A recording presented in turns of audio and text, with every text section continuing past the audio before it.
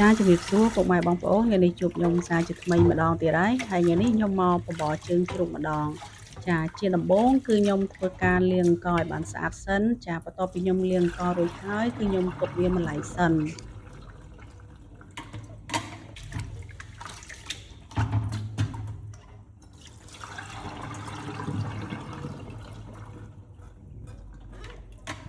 ចារួចហើយខ្ញុំមកធ្វើការលាងជើងជ្រូកម្ដងចាជើងជ្រូកនៅពេលដែលខ្ញុំលាងស្អាតបាតអស់ហើយគឺខ្ញុំយកវាទៅស្ងោរជាមុនសិនចាជាដំបូងគឺខ្ញុំដាក់ទឹកនៅក្នុងឆ្នាំងបន្ទាប់មកទៀតគឺខ្ញុំដាក់រំដេងចូលបន្ទាប់មកគឺខ្ញុំដាក់អំបិលក្រួសបន្តិចបន្ទាប់មកទៀតគឺខ្ញុំដាក់ប៊ីចេងបន្តិចចាហើយបន្ទាប់មកទៀតគឺខ្ញុំដាក់ម្សៅស៊ុបហើយជាចុងក្រោយគឺខ្ញុំចាក់ជើងជ្រូកចូលរួចខ្ញុំគ្របទុកឲ្យវាមកពុះសិន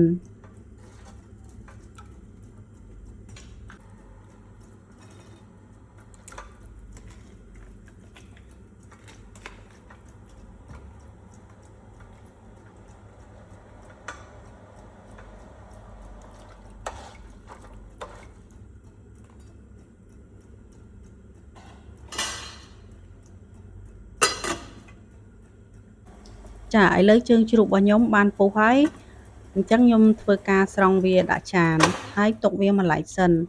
ចាបងប្អូនដំបូងខ្ញុំថាទុកវាតែមកពុះទេដល់ពេលខ្ញុំភ្លេចមើលឥឡូវច្រើនពុះហើយឥឡូវចង់ចិនជ្រុលបាត់ចាបន្ទាប់មកខ្ញុំមកហាន់ល្បាយបបរម្ដងចំពោះតួនគឺខ្ញុំដាក់វាតែម្ដុំទេហើយខ្ញុំកាត់អាគល់ណាដែលចាស់ចោលហើយខ្ញុំបេះលឹកចាស់ចោលហើយទុកលឹកខ្ចីចាបន្ទាប់មកខ្ញុំហាន់វាខ្លីៗបែបនេះចាបន្ទាប់ពីខ្ញុំហាន់តកូនរួចហើយគឺខ្ញុំមកហាន់ស្ពៃក្តោបម្ដងចាបន្ទាប់ពីខ្ញុំហាន់ស្ពៃក្តោបរួចហើយគឺខ្ញុំមកធ្វើការបេះការស្នោឲ្យបានស្អាតចាបងប្អូនចំពោះល្បាយបបរបងប្អូនចូលចិត្តអីបងប្អូនដាក់នឹងទៅតែជាធម្មតាល្បាយបបរគេប្រើតែសណ្តែកបដោះហើយនិងស្ពៃក្តោបទេតែលើកនេះដោយសារតែខ្ញុំចង់ហូបតកួនហើយនឹងផ្កាស្នោអញ្ចឹងខ្ញុំក៏ថែមតកួនហើយនឹងផ្កាស្នោដើម្បីយកមកធ្វើល្បាយបបរបន្ថែមទៀត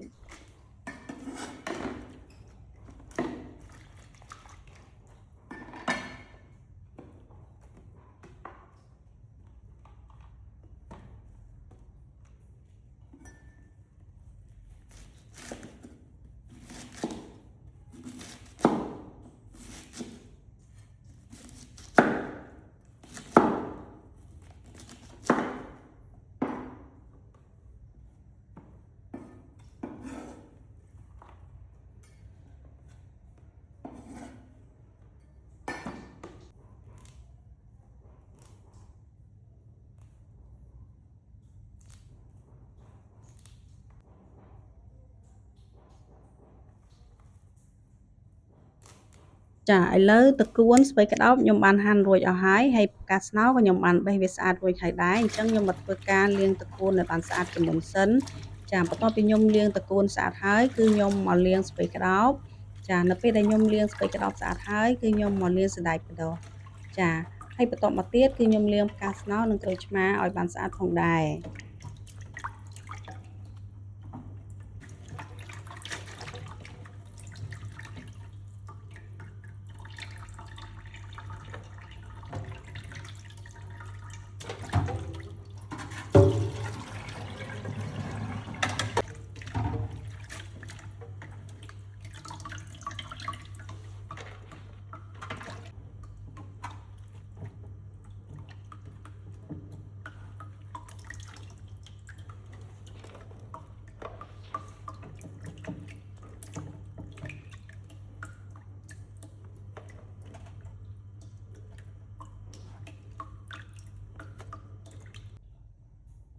ចាបងប្អូនបន្លែខ្ញុំលាងរួចហើយឥឡូវខ្ញុំមកចិតក្រូចឆ្មាទុកម្ដងចាចំពោះក្រូចឆ្មាខ្ញុំចិតវាតែមួយផ្លែទេហើយខ្ញុំឆ្កឹះគ្រាប់វាឲ្យស្អាតឲ្យហើយផងដែរចាបន្ទាប់មកខ្ញុំមកហាន់លឹកខ្ទឹមជាចំណិតស្តើងបន្ទាប់ពីខ្ញុំហាន់លឹកខ្ទឹមរួចហើយគឺខ្ញុំមកហាន់ឆៃពៅប្រៃម្ដងជាបន្ទះស្តើងបែបនេះចាបន្ទាប់មកទៀតគឺខ្ញុំធ្វើការហាន់ម្ទេសចាបន្ទាប់ពីខ្ញុំហាន់ម្ទេសហើយខ្ញុំមកធ្វើការហាន់មើមខ្ទឹមស្តើងរួចខ្ញុំក៏ច្រាំឲ្យវាបានម៉ត់បន្តិច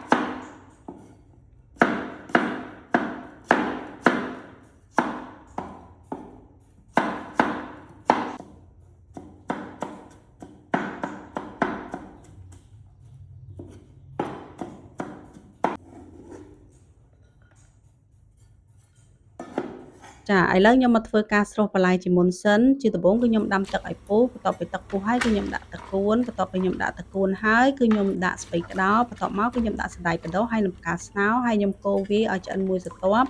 បន្ទាប់មកខ្ញុំយកវាទៅត្រាំជាមួយនឹងទឹកត្រជាក់ចាបងប្អូនចំពោះសណ្តែកបដោះស្ពៃក្តោបផ្កាស្នោបងប្អូនមិនបាច់ស្រុះឲ្យឆ្អិនដូចខ្ញុំចេះក៏បានដែរបងប្អូនស្រុះតែទឹកគួនទៅបានហើយព្រោះអីនៅពេលណាដែលបបរក្តៅ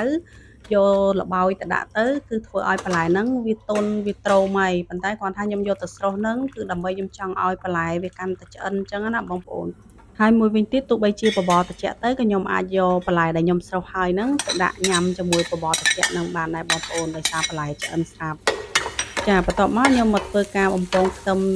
ជាមុនសិនចាជាដំបូងគឺខ្ញុំដាក់ខ្លាញ់ក្នុងខ្ទះឲ្យរាងក្តៅបន្តិចបន្ទាប់មកខ្ញុំចាក់ខ្ទឹមសចូលហើយខ្ញុំកូរវាឲ្យឡើងក្លិនឈ្ងុយឲ្យឡើងពណ៌ក្រហមបែបនេះបន្ទាប់មកខ្ញុំដួសវាខ្លះដាក់ក្នុងចានទុកម្ល៉េះសិន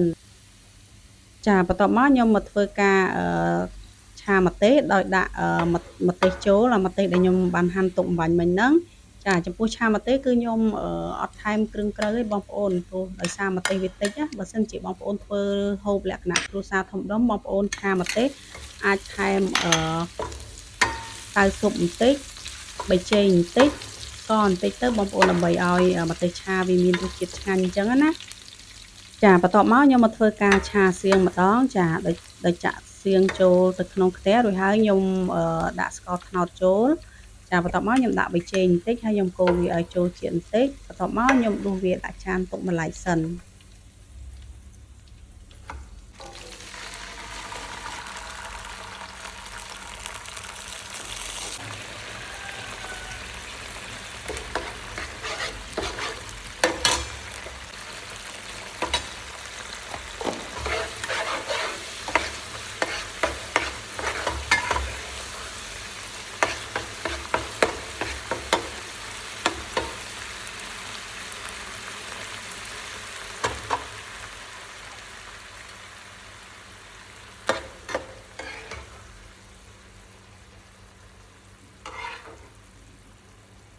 ចាឥឡូវមកដល់វគ្គធ្វើបបរម្ដងជាដំបូងគឺខ្ញុំដាក់ទឹកនៅក្នុងឆ្នាំងហើយខ្ញុំថែមគ្រឿងខ្លះដូចជាអំបិលប៊ីចេងម្សៅស៊ុបបន្ទាប់មកខ្ញុំគ្របទុកឲ្យវាពុះសិន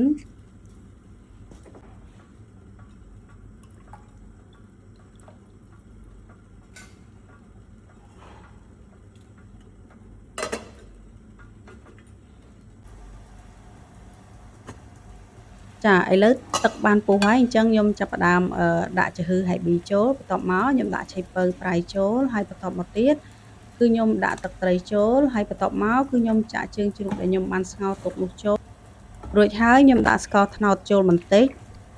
បន្ទាប់មកគឺខ្ញុំគ្របវាទុកឲ្យជើងជ្រូកឆ្អិនមួយសន្ទុះសិន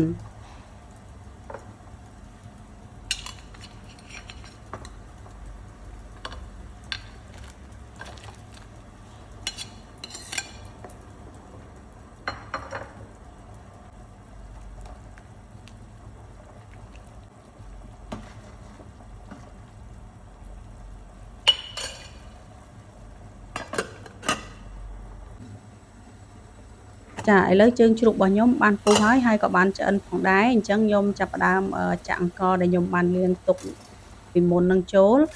ចារួចហើយគឺខ្ញុំធ្វើការគ្របវាមួយសន្ទុះដើម្បីឲ្យអង្កររីកហើយឆ្អិនបានល្អ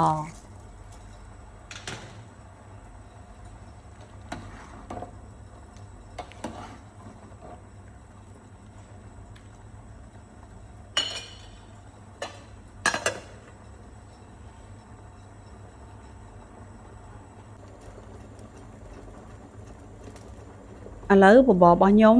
គឺបានពុះហើយអង្ករហ្នឹងក៏បានរីកដែរអញ្ចឹងបបរហ្នឹងគឺឆ្អិនរួចរាល់ហើយអញ្ចឹងខ្ញុំសូមធ្វើការដួសបបរដាក់ចានចាបងប្អូនចំពោះរសជាតិបងប្អូនអាចថែមគ្រឿងក្រៅតាមដែលរសជាតិបងប្អូនចូលចិត្តស្រាប់ប្រៃផ្អែមអីគឺបងប្អូនថែមគ្រឿងក្រៅតាមហ្នឹងណា